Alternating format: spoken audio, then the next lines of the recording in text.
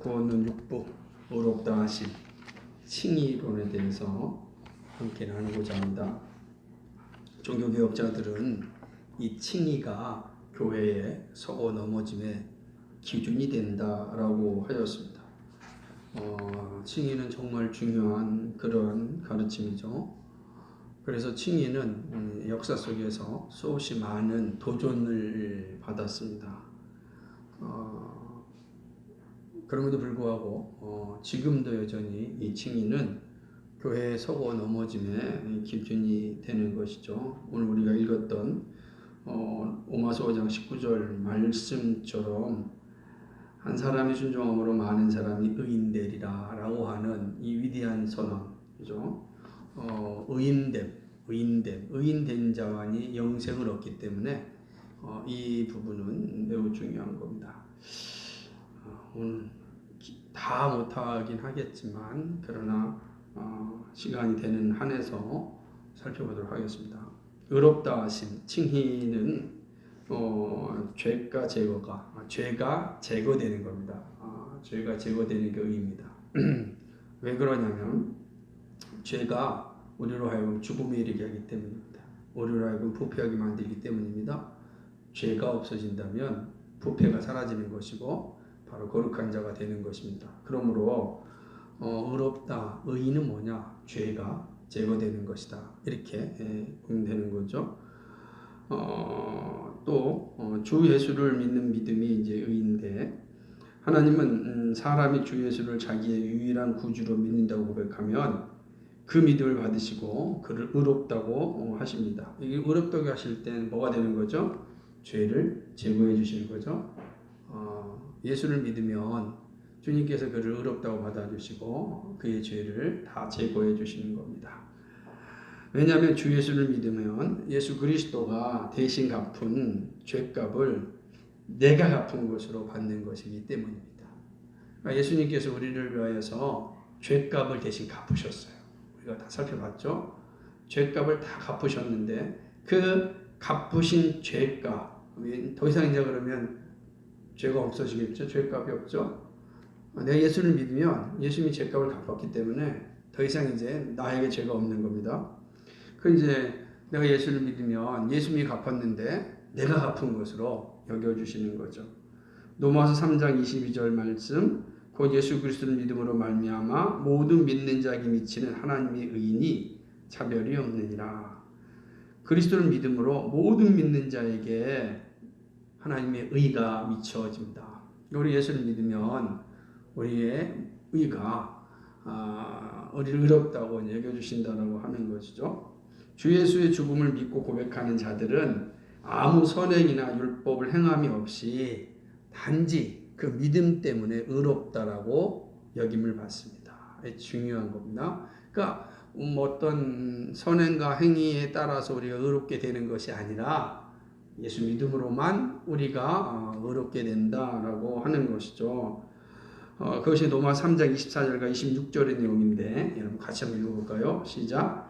그리스도 예수 안에 있는 구속으로 말미암아 하나님의 은혜로 값없이 의롭다 하심을 되었느니라. 이 예수를 하나님이 그의 피로 인하여 믿음으로 말미암는 화목제물로 세우셨으니 이는 하나님께서 길이 참으시는 중에 전에 지은 죄를 간과하심으로 자기의 의로우심을 나타내려 하시니 곧 이때에 자기의 의로우심을 나타내사 자기도 의로우시며 또한 예수 믿는 자를 의롭다 하려 하심이니라. 아멘. 그죠? 그러니까 어떤 선행을 통하여서 우리가 구원에 이르는 것이 아니라 철저하게 하나님의 은혜로 이제 우리가 예수를 믿음으로 우리로 의롭다고 여겨 주시는 것입니다. 의롭다 하심의 이제 첫 번째 핵심을 좀 살펴보겠는데요. 그것은 이제 구속사역의 적용입니다. 의가 전가되는 것. 다시 말하면 앞에 있는 죄의 제거가 바로 의이고 그 죄의 제거는 예수 그리스도를 믿음으로 이루어지는 것이다. 라고 할 때 이것이 어떻게 우리에게 적용되는지 살펴보겠습니다.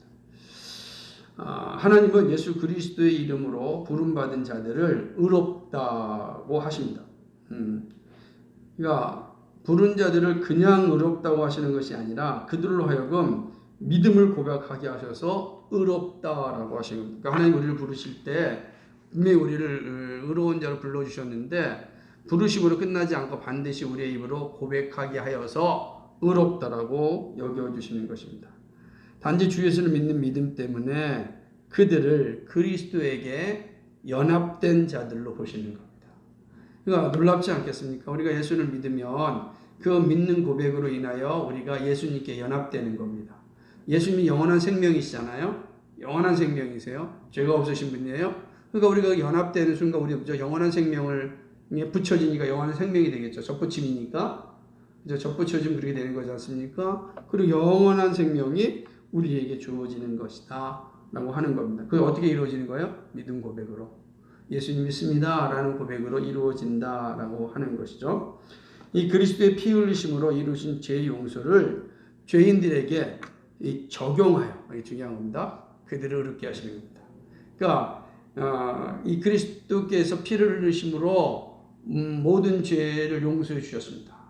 그것이 이제 예수님 자신에게 머물러 있는 것이 아니라 그것이 적용되어지는 겁니다. 각자에게 적용되어진다라고 하는 것입니다. 그래서 그들을 의롭다라고 여기신다는 것이죠.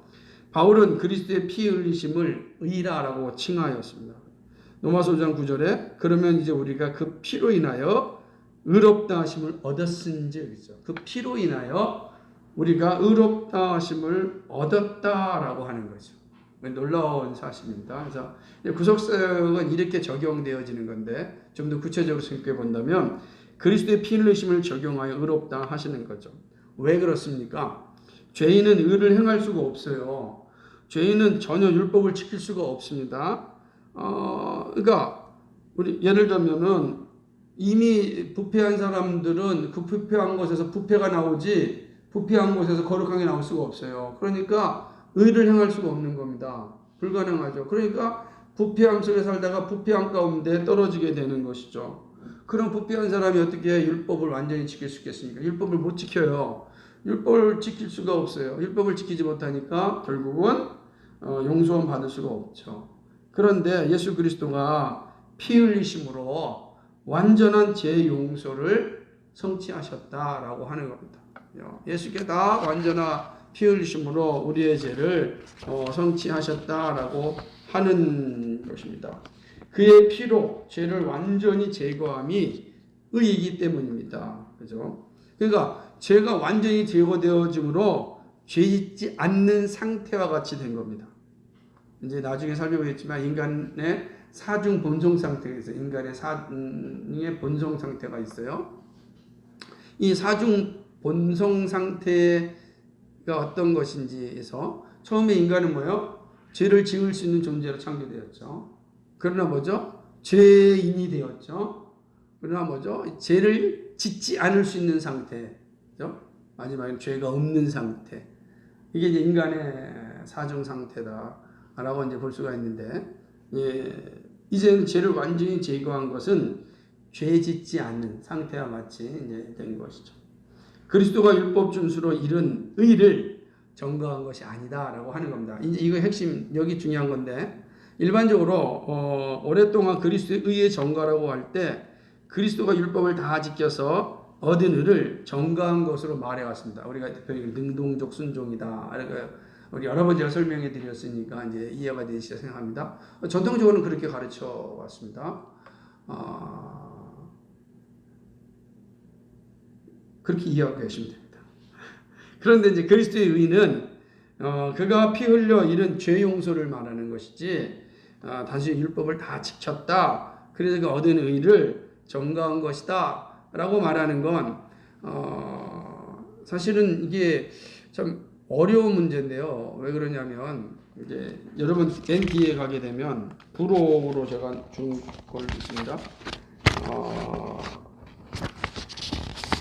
강의한 몇 페이지로 가시면 37페이지로 가면 하이델베르그 요리문답 60문 해설 우르시누스의 이 해설을 제가 쭉 그 칭의에 대한 요약을 설명해 놨는데 나중에 설명해 드리겠지만 우르시누스도 이것이 능동적 순종이다라는 용어를 쓰지 않아요. 단문에도 그렇고 그 다음에 또 해설에도 그런 내용이 없어요.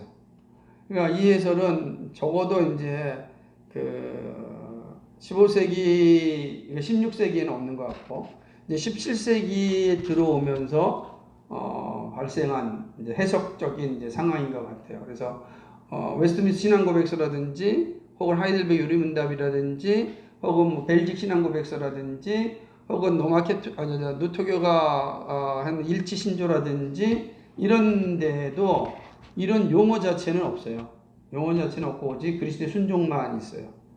그러니까 그 그리스도의 순종을 그럼 어떻게 이해해야 될 것인가 라고 할 때 17세기에 와서 그리스도의 순종을 두 가지로 이해한 거였죠.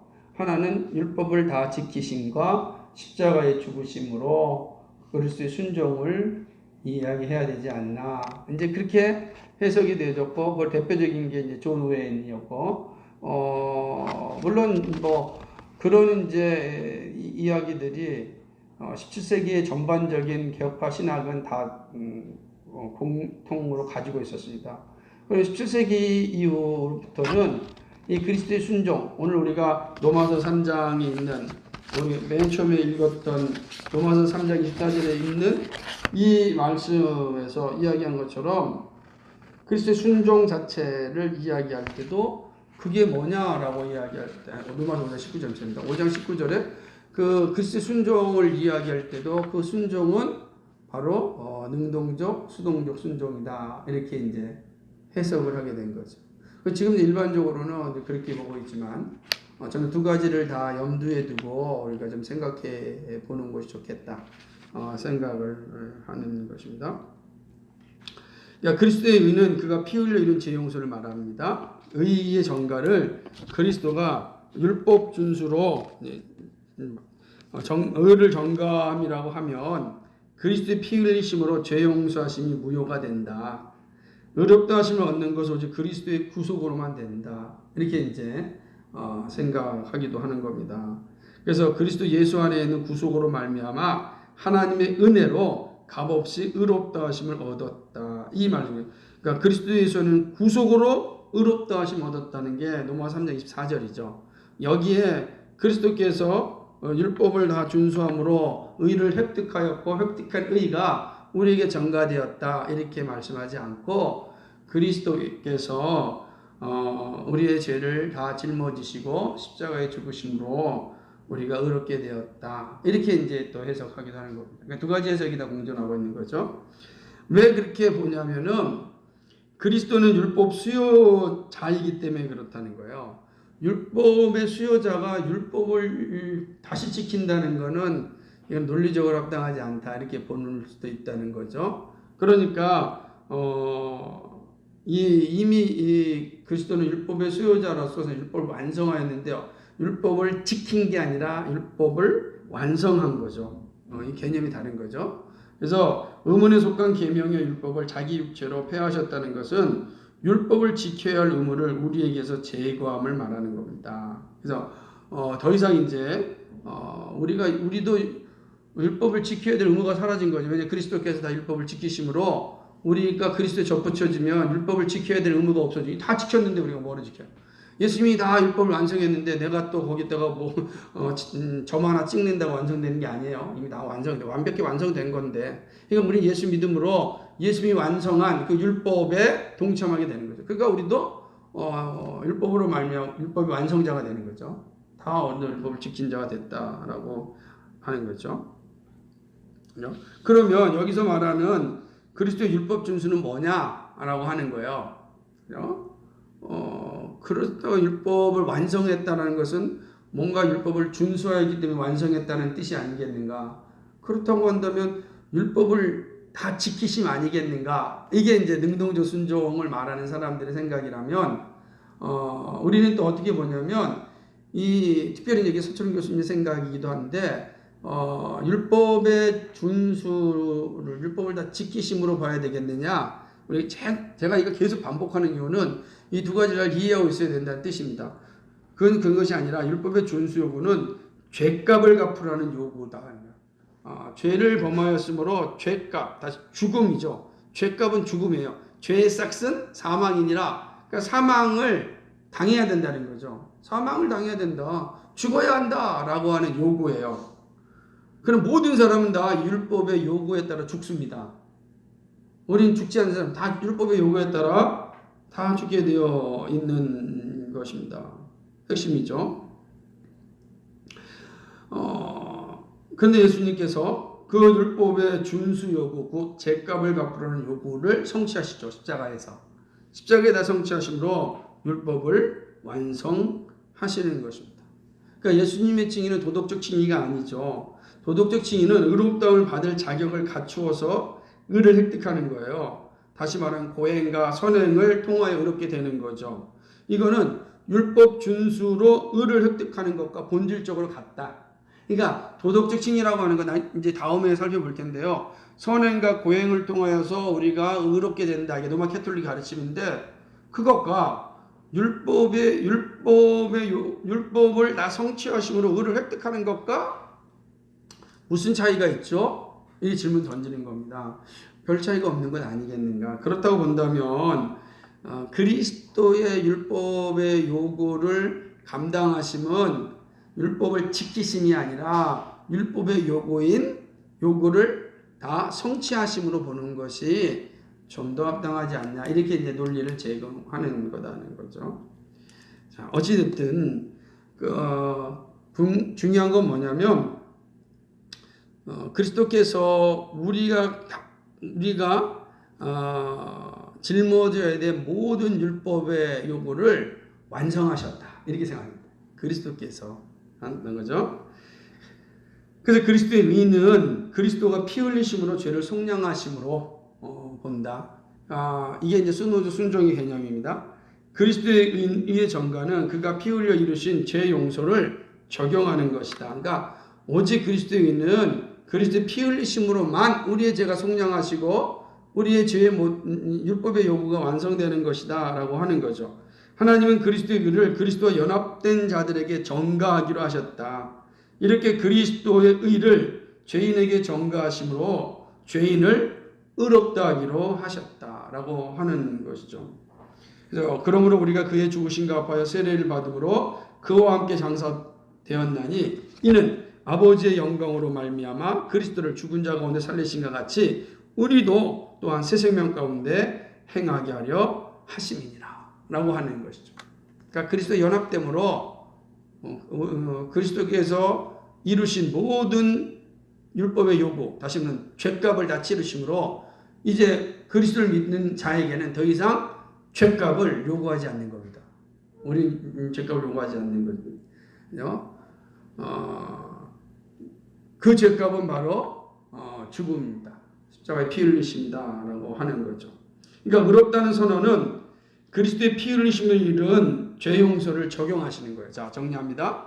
그러니까 의롭다, 우리가 의롭다라고 선언하는 것은 그리스도께서 피 흘리심으로 이룬 죄 용서가 우리에게 다 적용되는 거예요. 어떻게 적용됩니까? 믿을 때.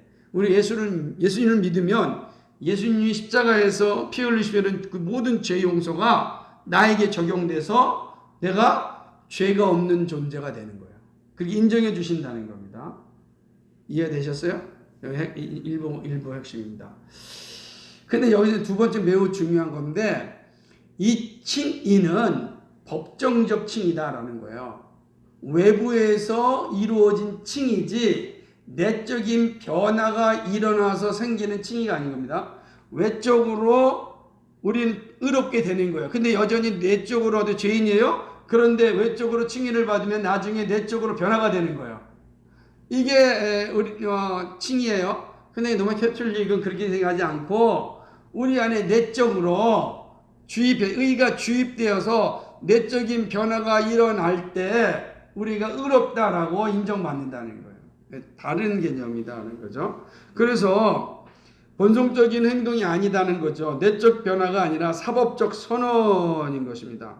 그러니까 죄인의 본성이 내적 변화로 이루어지는 것이 아닌 거. 여전히 본성은 여전한데 그리스도께서 십자가의 죽으심으로 그 의를 우리에게 적용하실 때 우리의 외적으로 땅땅땅하고 선언한 겁니다. 너는 의롭다라고 하는 거죠. 그러니까 하나님의 의를 사람 속으로 주입하는 것이 아니므로 내적으로 변화되는 것이 아니다. 로마 캐톨릭은 하나님의 의가 우리 안으로 우리 본성 속으로 주입이 된다는 거예요. 쫙 주입돼 가지고 주입된 의가 우리를 의롭게 만든다는 거예요. 그러나 성경이 그렇게 말하고 있지 않아요. 선언하는 거죠. 선언하는 겁니다. 선언하는 겁니다. 그러니까 이 칭의는 외적인 변화라고 합니다. 내적 변화가 일어나는 것이 아니고 외적인 신분의 변화입니다. 즉 죄인을 의롭다고 하심은 사법적인 행동입니다. 그러니까 신분상의 변화를 선언하는 것이므로 법정적 선언이라는 거예요. 이제는 당신은 의인입니다 라고 꽝꽝꽝 두드리는 순간 의인이 되는 거예요. 내적인 본성이 변화돼 가지고서 되는 게 언제 되겠냐고요. 그죠? 그렇게 된 것이 아니고 선언하는 것입니다. 그러니까 법정적인 것이므로 내적인 신분에 있어서 여전히 죄인이고 범죄하여 더러운 존재입니다. 그죠? 그 사람이 선택되어 부름받은 존재이지만 죄인의 신분이면 아무런 차이가 없어요. 여전히 그게 되는 겁니다. 그러나 그리스도의 피로 죄 용서를 받은 후, 그죠? 받은 후 의롭다움을 받은 후에는 성령이 역사하셔서 거룩으로 나아가는 내적인 변화를 겪습니다. 이 차이가 아시겠어요? 그러니까 내적으로 변화돼 가지고서 우리가 의롭다고 인정받는 것이 아니에요. 하나님의 예수를 무슨 말이냐? 내적으로 변화 한참 걸리잖아요. 그거 언제 의롭게 되는지 못하죠. 그러니까 주입된 의라고 하니까 뭐가 필요하겠어요? 선행이 필요한 거예요. 거기에 공로가 필요한 거예요. 행위가 필요한 거예요. 그래 의롭게 되는 거예요. 그런데 그러나 성경은 그렇게 말하지 않고 의롭다라고 선언하는 겁니다. 오직 의인은 믿음으로 말미암아 사는 거니까 예수를 믿을 때 의인이다라고 딱 선언하는 거예요. 선언했지만 여전히 우리는 내적으로 어떻게 된 거예요? 여전히 죄인이에요. 그런데 믿음으로 선언받는 순간 믿음으로 말미암아 성령이 우리 안에 들어오신단 말이에요. 거하시는 거예요. 그래서 우리 안에 거하시는 성령이 우리를 거룩하게 지어가시는 겁니다. 의로운 자만이 거룩함이 되는 거예요. 거룩한 다음에 의롭게 되는 게 아니고 의롭게 된 자가 성령이 임하심으로 거룩하게 되는 거예요. 그러므로 칭의는 법정적 선언이다라고 이야기하는 것입니다. 이해되셨죠? 그래서 우리는 이걸 사법적인, 이신칭의는 사법적인 용어다라고 하는 거예요. 자, 그럼 언제 우리는 의롭다 하심을 받을까요? 언제? 그 시기는 언제일까? 그 시기는 이겁니다. 믿음 고백할 때, 믿음 고백 때 의롭다함을 얻습니다. 부름받은 죄인은 의롭다함을 받기 위해서 할 수 있는 것이 아무것도 없어요. 단지 주 예수 그리스도를 자기의 유일한 구주로 믿는다는 고백에는 아무것도 없습니다. 우리가 예수님이 나의 구주입니다 라고 믿음으로 고백할 때 우리가 의롭게 되는 거예요. 믿음의 고백이 여기 있는 거예요. 믿음이 고백할 때 우리가 의롭다라고 여김을 받습니다. 다른 길이 없습니다. 시기가 있습니다. 그런데 신학자들이 이 문제를 가지고 또 고민도 많이 했어요. 정말 단지 믿음 고백할 때 될까? 그래서 어떤 사변적 생각을 하는 아브라함 카이퍼 같은 사람은 영원 속에서 하나님의 영원 정령 가운데 의롭다 하심으로 이렇게 선언하셨다라고 이야기합니다. 그러나 영원에서의 칭의 이 자체는 사변이 돼. 만약 영원에서 칭의가 이루어졌다고 한다면 그리스도의 십자가에 죽으시면 무슨 의미가 있겠습니까? 그렇지 않다. 또 하나는 그리스도의 부활 시 의의 선언 있었다. 근데 이거 정당하지 못하죠. 왜 그러냐면 그리스도의 부활 시에 의롭다 하심이 이루어진다고 말하는 견해도 있어요. 이것도 역시 사변적인 그 견해를 갖는데 이유가 뭐냐면은 그리스도의 부활 시에는 아직 성령이 오시지 않았어요. 성령이 오시지 않았으니까 의의가 우리에게 선언되지 않은 거죠. 왜냐하면 그리스도께 구원하시고 하나님께로 가셔서 하나님께서 이 땅에서 이루어진 모든 일들에 대하여 보고하고 재가를 받고 다시금 오셔야 되거든요. 그죠? 그러니까 그 과정이 있는 거니까 그지 않고 있는 것이 아니다. 그러니까 성령이 파송되기 전에는 사람들이 주 예수를 믿을 수가 없는 거죠. 그러니까 예수를 믿는 건 다 성령이 오셔야만 되는 겁니다. 성령의 역사로만 사람들이 자기는 죄인이므로 구원받는 길은 주 예수 믿는 것뿐이라는 것을 깨닫게 되는 것입니다. 그런데 그리스도의 부활 시에는 아직 성령이 오시지 않았죠. 성령이 오셔야 되니까 언제 오시죠? 오순절 성령 강림 사건 때 오시잖아요. 그리스도께서 승천하신 후에 오시잖아요. 그러니까 부활 시가 아니고 성령이 오셔야만 된다라고 하는 것입니다. 또한 성령이 오셨다고 해서 의롭다는 것이 아니라 구원이 적용되는 거예요. 성령이 오셔서 구원을 적용하셨을 때 믿음 고백이 이루어지고 그때 의롭다는 선언이 오는 겁니다. 성령이 오셔가지고 내 입술을 통하여서 이제 믿음 고백을 하게 합니다. 바로 그 순간에 의롭다, 의로운 존재가 되는 거죠. 그러니까 절저하게 보죠. 예수 믿음으로 예수 믿는 고백할 때 우리는 의인이 되는 겁니다. 그렇죠? 그렇기 때문에 의롭다 하심은 전적인 하나님의 은혜입니다. 죽는 것과 영원한 형벌을 받는 것 외에 다른 길이 없는 죄인을 의롭다고 선언하는 것은 전적으로 은혜입니다. 되게 중요한 거예요. 그래서 우리가 그리스도의 십자가를 대속적 사건, 형벌적 사건으로 우리가 믿는 것은 바로 이 의로움에 대한 분명한 고백 때문이에요. 그러지 않고 모든 걸 사랑으로 가면 위험하다고요. 사랑이 위대하지만 하나님은 죄인들을 의롭다고 선언하기 위해서 그리스도의 구원을 마련하셨습니다. 그죠?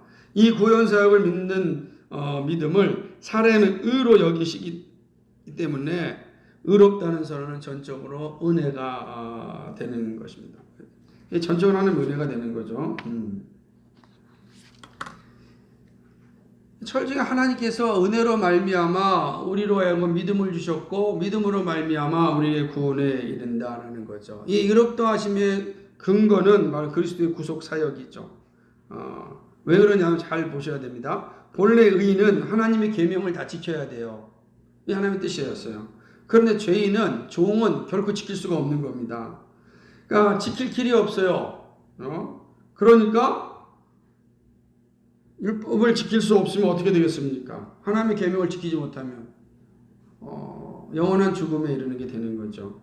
영원한 형벌 외에는 다른 길이 없는 거예요. 그런데 그리스도의 죽고 피 흘리심으로만 이 죄가 용서받게 된 겁니다. 다른 길이 없어요. 그러니까 의인은 하나님의 계명을 다 지켜야 되는데 죄인은 계명을 지킬 수 없고 계명을 지킬 수 없으니까 주어지는 것은 사망이요 죽음밖에 없다고요. 이 사망과 죽음에서 건져내는 것은 죄 문제를 해결해야 되는데 이 죄 문제 해결은 바로 예수 그리스도의 십자가에 피 흘리심이다 라고 하는 겁니다. 그러니까 예수 그리스도의 십자가에 피 흘리심이 바로 죄를 용서받고 의롭게 하는 겁니다.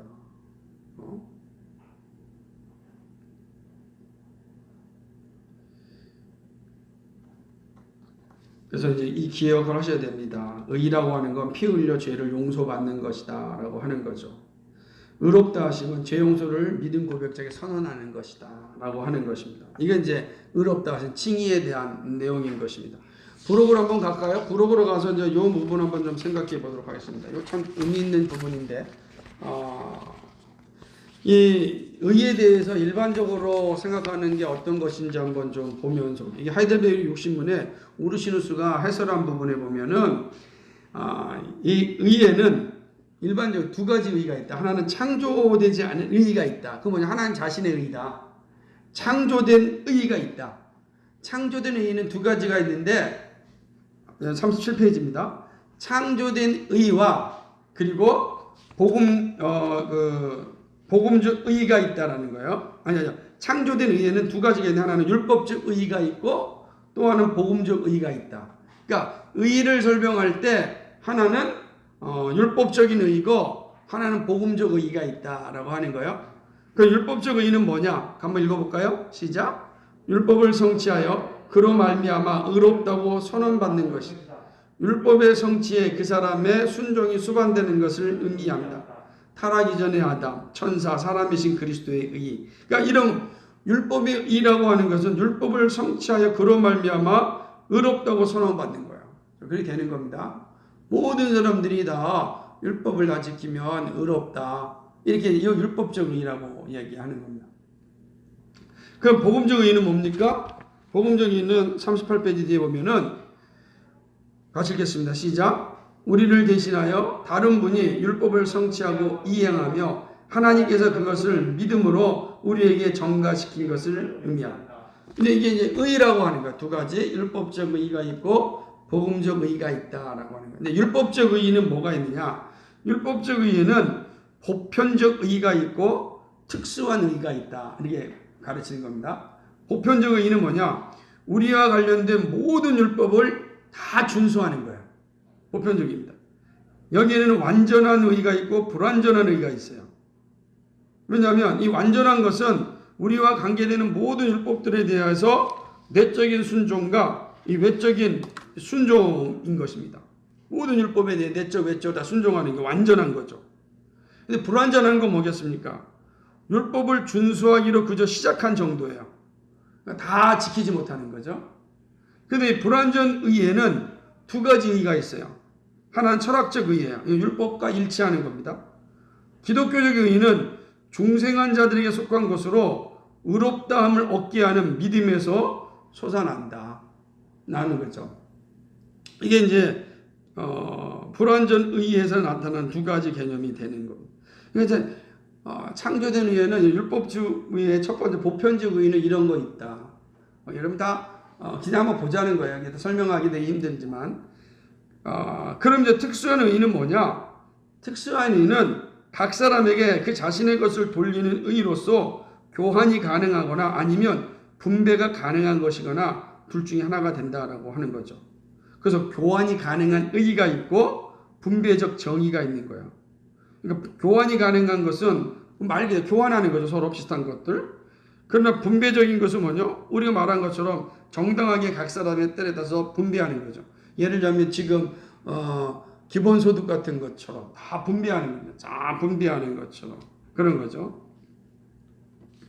물론 여기 사람의 의도 있고 뭐 원인의 의도 있는데 사람의 의라는 것은 그 사람이 행하는 그 사람이 정의로우며 법에 일치할 때 적용하는 거지만 원인의 의도 있다는 거예요. 그 사람이 선하든지 약하든지 간에 정의롭고 선한 대의가 있을 때 적용. 어떤 일을 행하였는데 그것이 선하냐 나쁘냐 떠나서 그 사람의 마음이 선한 의도가 있었느냐에 따라서 이게 선한 것이 되고 나쁜 의도가 있다면 나쁜 의가 된다.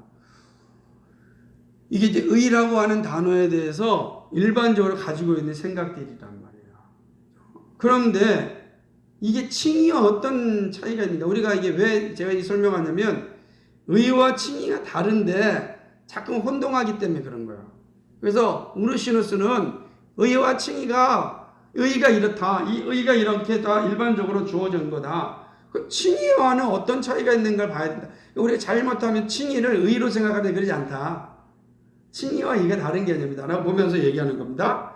자,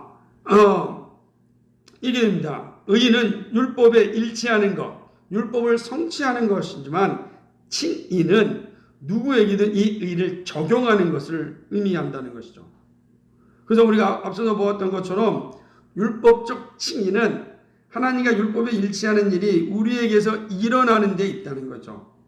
성령으로 중생할 때 시작하는 겁니다. 우리가 성령으로 중생하면 그 율법이 나의 삶 속에서 계속해서 이루어지기를 원한다는 거죠. 그리고 복음적 칭의는 우리가 아까 복음적 의와 복음적 칭의가 다른 거잖아요. 칭의는 복음적인 의를 적용하는 거예요. 우리 바깥에 그리스도 안에서 이루어지는 것이다. 그래서 칭의는 죄사함과 동일한 것이죠. 우리 바깥 그리스도 안에서 이루어지는 것이 복음적 칭의가 되는 겁니다. 여기서 복음적 의는 우리를 대신하여 다른 분이 율법을 성취하였다 그랬잖아요. 그 다른 분이 누구냐? 그리스도께서 하셨다는 거죠. 그리스도께서 하셨다라고 하는 것이죠. 그래서 이제 의와 칭의가 이렇게 차이가 있다라고 하는 거예요. 그러니까 칭의는 적용하는 거예요. 적용하는 거다. 모든 사람이 적용하는 건데 철저하게 어떻게 이루어지죠? 하나님 편에서 이루어지는 것이다 라고 이야기하는 겁니다. 그래서 이제 의롭다 하는 것은 하나님께서 죄를 우리에게 전가시키지 않으시고 우리를 받아들이시고 또한 우리를 의롭다고 선포하는 것입니다. 이것이 바로 이 로마서 4장 9절에 보면은 우리를 의로 여기셨다 그러는데 이 여기셨다라는 이 로키조마이라고 하는 단어는 바로 전가시키다라고 하는 뜻이 되는 거예요. 로마 4장 9절에 보면 되게 중요한 거죠. 예, 오늘 요거까지 다음 주에 다시 또 볼 텐데 다시 앞으로 가서 의와 칭의가 우리가 보통 의를 얘기할 때 그런 의의 개념이 아니고 칭의는 철저하게 이 의가 적용되어지는 거다. 성령께서 이 의를 중생한 자에게 또 하나님께 접붙임 받는 자에게 적용하는 것이다 라고 얘기하는 거죠. 우리에게 다 적용시키는 겁니다. 되게 중요한 차이가 있습니다. 그래서 의를 행하는 것과 의가 적용되는 차이가 있다. 이렇게 이해하면 좋겠다 생각을 하는 겁니다. 네, 다시 앞으로 가서요. 우리가 이제 칭의에 대한 내용들을 했는데 이제 2장 31페이지 2장을 보게 되면 오늘은 어디까지 하냐면 2장까지만 하면 될 것 같아요. 마치도록 할 텐데 의롭다 하시면 뭐냐? 죄가 제거된 죄 용서다. 그죠? 그리스도의 피 흘린 것을 믿는 믿음을 의롭다 하신다 그랬잖아요. 그러니까 이 그리스도의 피 흘린 것을 믿으면 우리의 모든 죄를 다 사하시는 겁니다. 그러니까 여기 중요한 게 뭐냐면 사람의 죄만 사하시는 것이 아니라 죄인 자체를 용서하시는 거예요. 그죠? 하나님 우리와 화해하시는 겁니다.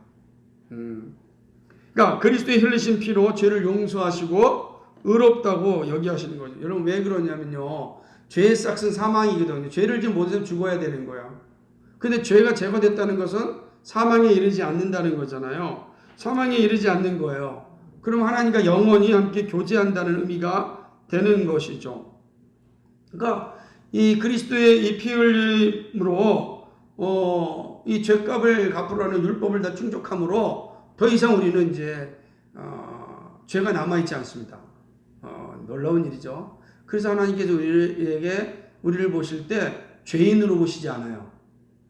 의인으로 보신다고요. 예수를 믿으면 우리의 죄가 있을 때 죄인이잖아요. 죄가 없을 때는 죄인이 아니죠. 그러니까 예수님께서 우리의 죄를 다 용서하심으로 이제 우리의 죄가 없어지니까 뭐가 되는 거예요? 죄인이 아니고 의인이 되는 거예요. 죄도 용서받을 뿐만 아니라 죄인까지도 용서받았어요. 죄인이 아니라 의인이 된다라고 하는 것이죠. 죄에 대한 책임까지도 전부 다 용서받습니다. 면제받는다라고 하는 거죠. 죄책이 완전히 제거하시는 겁니다. 자, 여기서 중요한 겁니다. 죄에 대한 책임이 제거되므로 우리에게 생존권이 허락받았습니다. 생존권이 뭡니까? 영생이죠. 영원히 살 수 있는 생존권이 우리에게 주신 거죠. 영원히 살 수 있는. 죄의 싹은 사망이잖아요. 그러니까 죄가 사라지면 우리가 오해하면 안 되는데 죄가 없어지면 그럼 어떻게 되는 겁니까? 영생으로 가는 거예요. 생존권을 보장받는 거죠. 영생에 이르게 되는 것이죠. 그래서 칭의는 하나님 앞에 영원히 살 수 있는 권리를 부여받는 거예요. 내가 하나님 앞에 영원히 살 수 있는 권리가 이제 이 칭의로 말미암아 부여받게 되는 거죠. 아들을 믿는 자에게는 다 영생이 준. 누구든 예수를 믿으면 영원한 생명을 갖게 되고 하나님 앞에서 영원히 살 수 있는 자격을 갖게 되는 거예요. 왜 그러냐면 하나님께서 믿음을 의로 여기셔서 영생을 주기로 결정하셨기 때문에 그렇습니다. 그래서 죄인이 의롭다 하심을 받으며 하나님의 자녀가 되어서 영원한 생명을 얻게 되는 것이죠. 이런 측면에서 믿음은 의롭다 하심의 통로가 되는 거예요. 그러니까 의롭다 하심의 통로는 믿음이 되는 거예요. 믿음으로 의롭다함을 받는다 할 때 믿음이 조건이나 공로가 되는 것이 아니라 하나님의 은혜가 영원한 생명이 하나님의 의가 우리에게 들어오는 통로라는 것이죠. 공로적 성격을 갖는 것이 아닙니다. 믿음이 하나님의 선물이잖아요. 은혜란 말이에요. 그는 결코 공로적 성격을 갖고 있지도 않아요. 그래서 왜냐하면 믿음은 사람이 믿음 고백을 하면 성립하는데 믿는 것도 성령이 하셨고 하나님의 선물입니다. 그러니까 믿음을 통로로 하여 하나님이 은혜를 전달하십니다. 철저하게 다 하죠. 그러니까 우리가 항상 이해할 때 믿음이 소중한 이유는 하나님의 은혜를 받는 통로요, 하나님의 의의 자리에서는 길이기 때문에 그런 것이죠. 그럼 로마 캐톨릭과 알미니안주의는 이러지 않죠. 믿음을 공로로 보는 거예요. 이게 이제 분명한 차이가 있는 거죠. 이 사람들은 믿을 때 선행하는 은혜의 도움을 받아서 내 본성이 믿음을 결정한다는 거예요. 내가 믿게 되면 이런 거예요. 내가 예수님을 믿겠습니다 라고 하는 순간 뭐가 이루어지는 거예요? 이 은혜가 오는 거예요. 은혜가 와가지고서 도움을 주는 거예요. 그래, 네가 믿으려고 그래? 좋았어.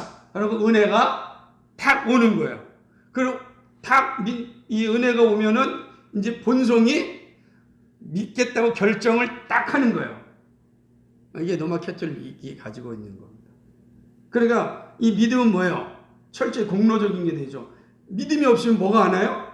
은혜가 돕지 않는 거예요.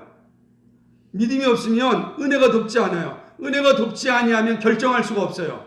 그러니까 이 핵심 중에 하나가 뭐예요? 믿음이에요. 믿겠다라고 딱 할 때 은혜가 돕고 그 다음에 본성이 결정하는 거예요. 그러니까 믿음이 공로가 되는 겁니다. 공로적 신앙이 되는 거죠. 이게 되게 위험하죠. 성경은 그렇게 말하고 있지 않다. 개혁신학은 성경의 가르침을 따라서 이걸 철저하게 배제합니다. 배제하고서 오직 뭐죠? 믿음으로만 구원을 했는데 그 믿음은 하나님의 은혜를 받는 통로다. 하나님의 은혜가 지나가는 통로예요. 거기에 공로가 있지 않아요. 그냥 통로일 뿐이에요. 그래서 우리가 의롭게 되는 건 철저히 하나님의 은혜로 되는 거예요. 하나님의 선물로 되는 거죠.